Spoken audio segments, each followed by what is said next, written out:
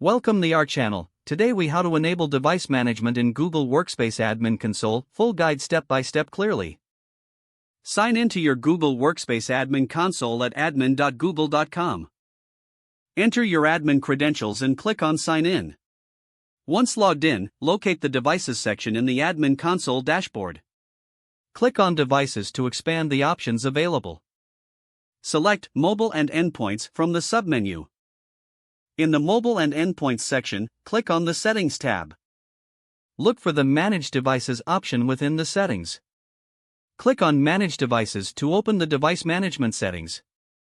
In the device management page, you will see options for managing devices. Choose whether you want to enable device management for all users or specific organizational units.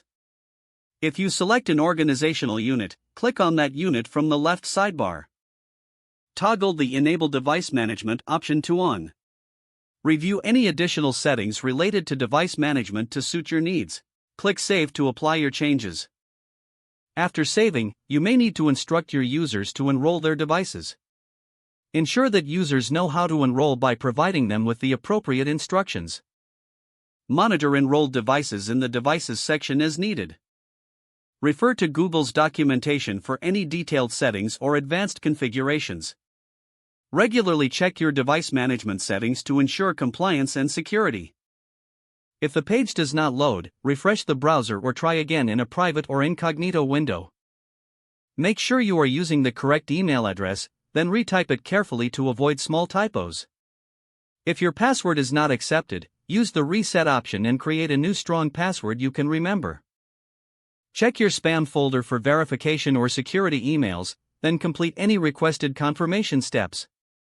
Enable two-factor authentication if available to improve account security and reduce unauthorized access risk. After signing in, review your profile details so your contact information and settings are accurate and current. If you see an error message, note it down and try again after restarting your device and internet connection. Log out when you finish, especially on shared devices, to keep your account and payment information secure. If the page does not load, refresh the browser or try again in a private or incognito window.